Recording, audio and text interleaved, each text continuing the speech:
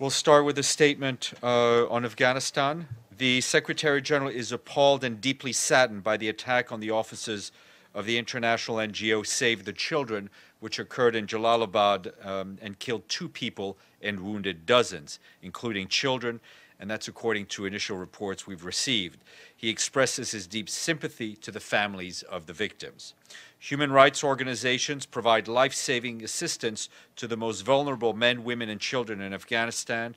Aid workers and their premises and their assets should never be a target. The Secretary General reiterates that all parties to the conflict in Afghanistan are obliged under international law to protect humanitarian workers and civilians. And back here this morning, you will have seen the Special Representative for Somalia, Michael Keating, brief Security Council members on the Secretary General's latest report to on the country. He said that since the peaceful transition of power almost a year ago, the new government has been through a steep learning curve and has embraced reforms to bring job creation and conflict resolution. However, it still faces daunting challenges. The risk of famine still looms, and some 6.2 million people still need humanitarian assistance. On the security front, Mr. Keating said that the African Union mission in Somalia has been fundamental and has allowed space for political progress, but warned that the mission cannot stay in the country indefinitely. This will require the government, the UN, and other partners to help strengthen the Somali security sector. And his statement is available online. Also want to flag that this afternoon, the Assistant Secretary General for Humanitarian Affairs, Ursula Mueller, will brief the Security Council on the situation in South Sudan. And you will have seen that yesterday we issued a note in which the Secretary General announced his decision to establish the International Commission of Inquiry envisaged by the Agreement of Peace and Reconciliation in Mali. He appointed Lena Sund of Sweden, Vinod Bulel of Mauritius, and Simon Muntzu of Cameroon to serve as commissioners, and selected Ms. Sund as the chair of the commission. Established at the request of the signatories parties to the agreement, the Commission of Inquiry will advance national reconciliation and support the Malian authorities' efforts to fight against impunity. The commissioners, who will serve in their personal capacities, will investigate serious violations of international human rights and humanitarian law committed in Mali since January 2012 and submit a report to the Secretary General within 1 year. From the Central African Republic, our humanitarian colleagues there tell us that they launched the 2018 Humanitarian Response Plan for the country. $515.6 million are needed for 2.5 million Central Africans who will need humanitarian assistance this year. Due to the violence perpetrated by armed groups, more than 1 in 4 Central Africans is either internally displaced or a refugee. In 1 year, the number of internally displaced persons has increased by more than 70%. Despite a relatively bleak humanitarian situation, the humanitarian coordinator, Najat Roshdi, called upon the international community to remain confident and optimistic for the end of the crisis in the CAR. She said the resilience of the people, the commitment of the international community, and that of the humanitarian workers are key catalysts to implement the humanitarian response plan simultaneously with the national plan for recovery and peace consolidation. The Assistant Secretary General for Political Affairs, Miroslav Yencha, has now completed a 3-day visit to Iraq, during which he met with Iraqi leaders and other interlocutors in Baghdad and toured liberated Mosul. He praised Iraqis for triumphing over Daesh terrorists and urged them to seize the opportunity of peace and press ahead with efforts towards building a prosperous future for the country. In Baghdad, Mr. Yencha discussed the scheduled parliamentary elections and encouraged the Iraqi authorities to create a safe and conducive environment to ensure credible elections. He welcomed that the national elections would take place in accordance with the constitutional timeline of May 2018, and he confirmed the continued strong commitment of the UN to support the Independent High Electoral Commission's work to enhance the inclusiveness, transparency, and accessibility of the elections. During his visit, Mr. Yencha discussed the prospects for a genuine national reconciliation process and explored opportunities for ensuring the full inclusion of all ethnic and religious groups. We have more details in a press release which is online. Also on the topic of migration, the International Labour Organization released a joint report with the Organization for Economic Cooperation and Development, which says that the perception that migrants cost more than they give back is widespread, but does not rely on empirical evidence. The report examines the impact of migrants in countries like Argentina, Cote d'Ivoire, Ghana, Kyrgyzstan, South Africa, and Thailand, among others, and found that migrants in most of the studied countries display higher labor force participation and employment rates than native-born workers. However, the quality of jobs immigrants take remains a concern, as they often do not have decent working conditions. And every year, the Standing Committee for Security of the Independent International Civil Service Commission of the UN Staff Union releases numbers on fatalities. At least 71 UN and associated personnel were killed in malicious acts in the line of duty during 2017. The casualties in 2017 are the highest number ever recorded by the committee. Over the past 5 years, at least 310 UN personnel have died in deliberate attacks. And I have to run a corrections section today. A couple of items I need to correct for the record. One, I want to clarify that the report on the most underreported humanitarian crises in 2017, which I mentioned a couple of days ago as a report co-sponsored between CARE and UNHCR, is in fact not co-sponsored by UNHCR. It's solely a report of CARE, and so I just want to specify that was not a UN report. And also on Syria, I want to clarify something I said yesterday on January concerning the security situation and cross-border shipments. On the 20th of January, the UN took the decision to place its cross-border shipments from Turkey temporarily on hold because of the security situation.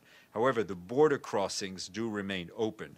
I also want to add that the information we've been putting out about the situation in Afrin is obtained from the best reports our colleagues at OCHA are able to receive from local sources, including reports on the humanitarian situation provided by local partners.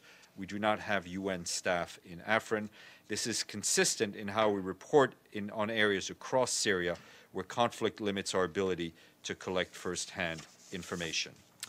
A couple of items to flag for you. Tomorrow from 11 to 12:30 p.m., DPI will co-host an NGO briefing entitled Diversity and Lessons to be Learned from Human Understanding in observance of the International Day of Commemoration of the Memory of the Victims of the Holocaust.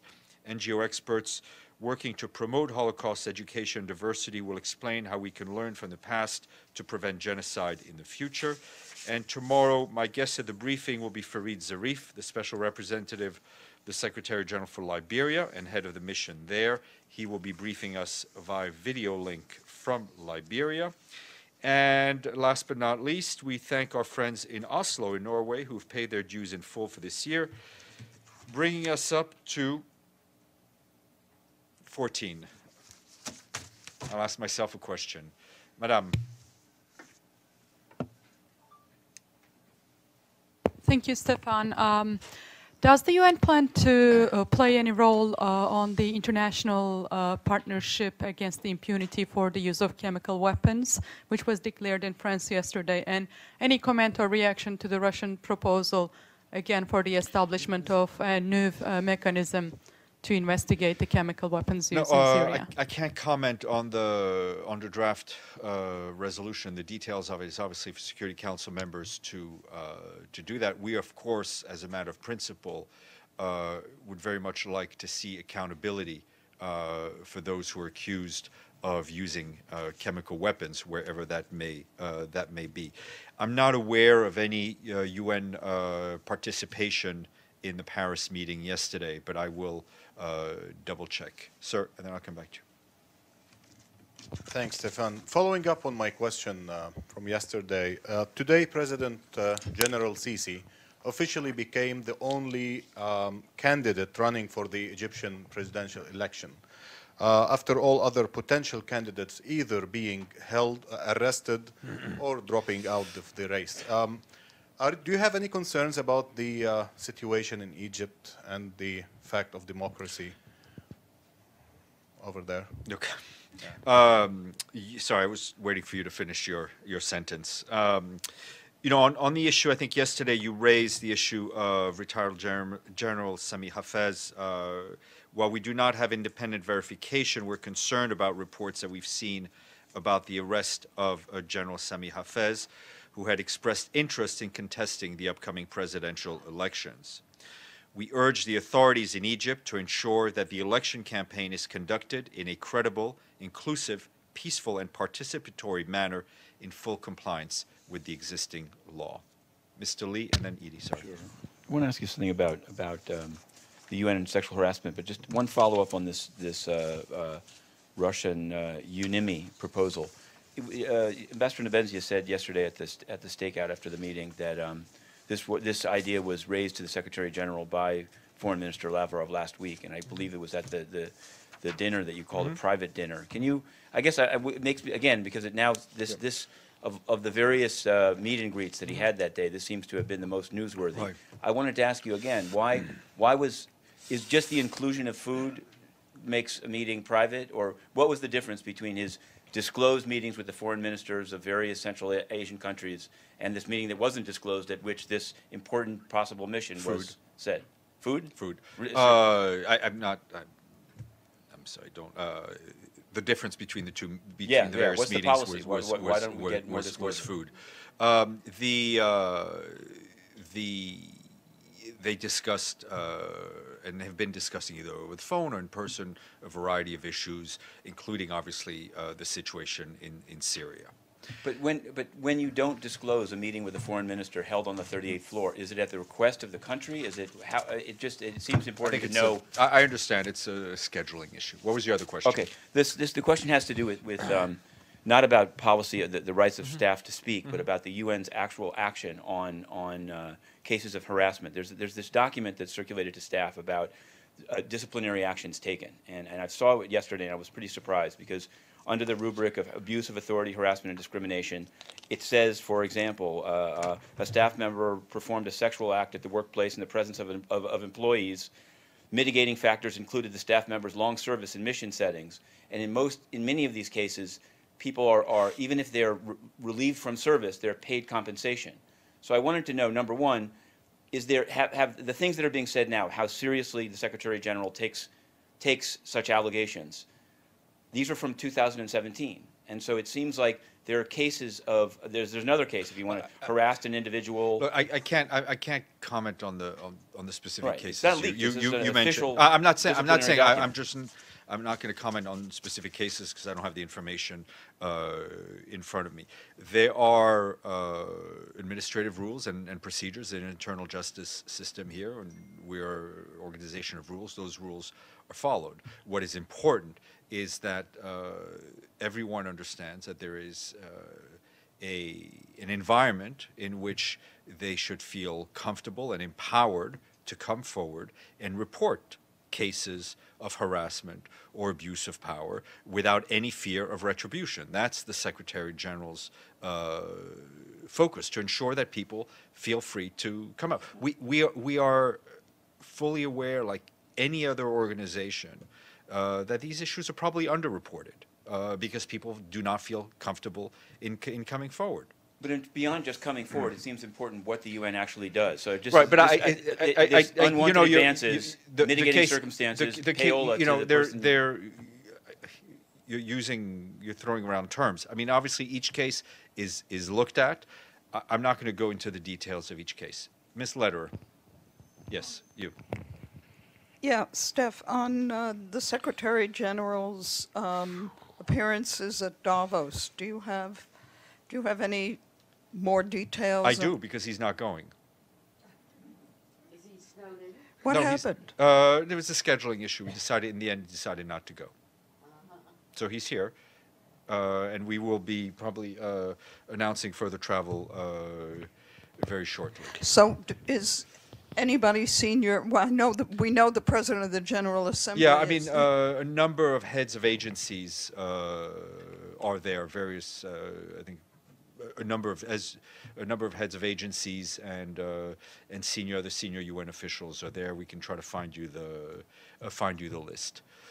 Yeah, on the humanitarian situation in Yemen, is there any update? And because the reports coming from Yemen talk about high number of people dying from lack of medicine and still starvation is I mean, predominant. we continue to report regularly on the situation in Yemen. We did so, I believe, yesterday on the renewed humanitarian appeal and the need for increased funding and consistent funding for our humanitarian operations there. How about the recent pledges which were they paid? I mean, by Saudi Arabia, $1 billion. We can, I think that we did receive quite a large chunk of Saudi money, and we can look, the funding for all the humanitarian appeals is up on the public website, and you can check as well. Mr.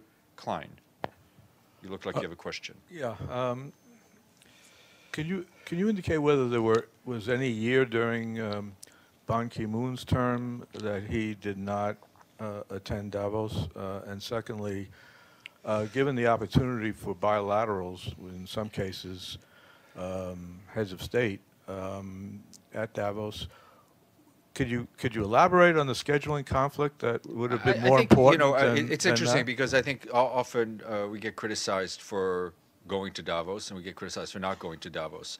I think as the Secretary General mentioned in his press conference, he said he will be going to the African Union. He will leave. He leaves tomorrow. It will be a great opportunity for him to have a number of bilateral meetings with African heads of states.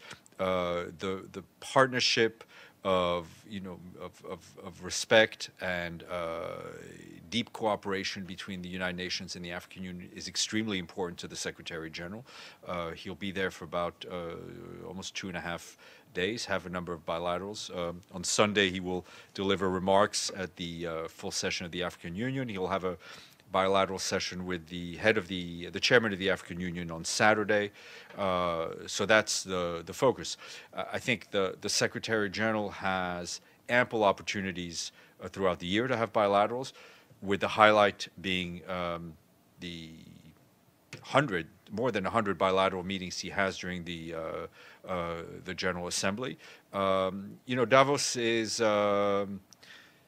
sometimes a little complicated place to do business. It's an important place for us to be, and that's why the United Nations is represented. It's an important opportunity for us to interact with the private sector, but scheduling decisions and all sorts of decisions are made. I can find out if I can look back to see if the previous Secretary General have sometimes missed Davos. Is he still planning, however, to attend at least the opening of the Winter Olympics?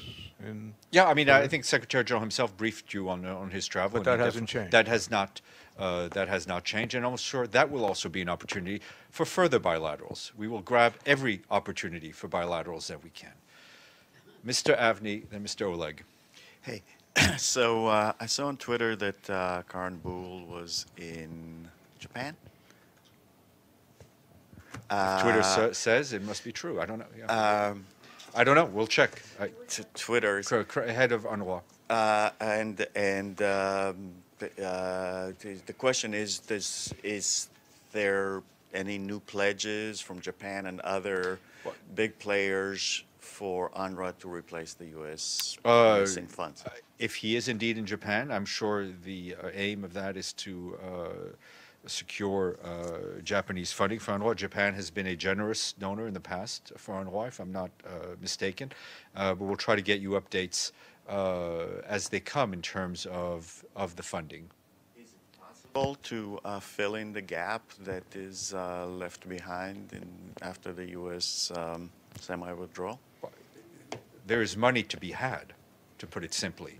The question is to ensure that UNRWA can secure pledges, can secure funding. We've seen a number of countries fast-track money that had been scheduled to be paid later in the year to ensure that the operations do not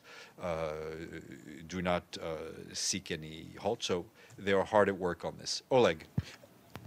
Thank you, Stephane. On Afrin and deliveries of aid, have there been any contacts between the UN and the Turkish sides to possibly explore possibilities to get those trucks running? And also, are there any alternatives on delivery of aid, maybe airdrops, considering the large amount of people in this you area? know, there are contacts going on at the working level always on delivery of aid.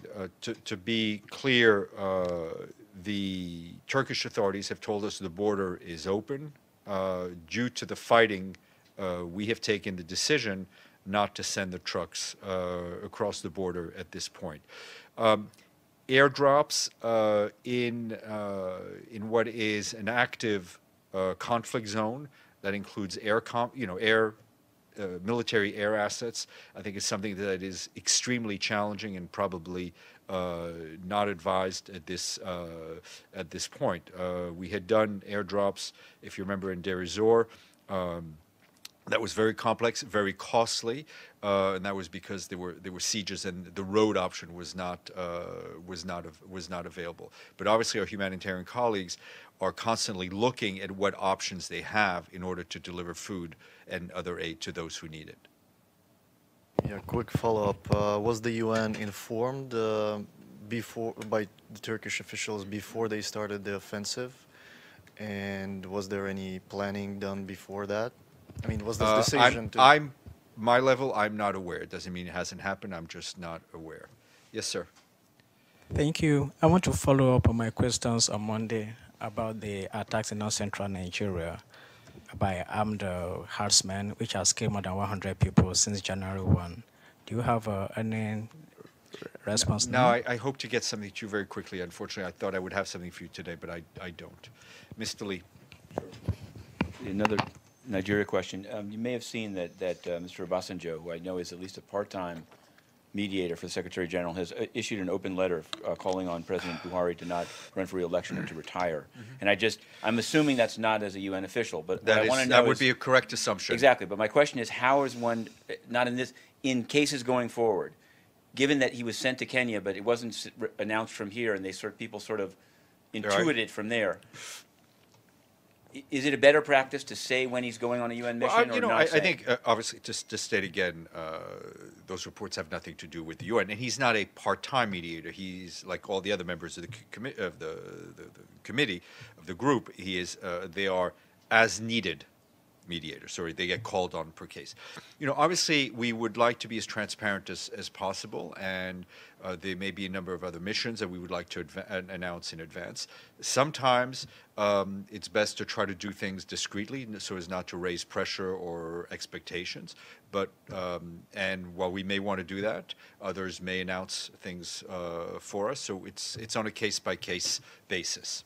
Thanks. And you mentioned the private sector, and I wanted to know, I think it was 9 days ago, the Secretary General said that he would look into whether China Energy Fund Committee... Yes, I'm in contact with the Global Compact. If I have something, I will share it with you. Thank you all.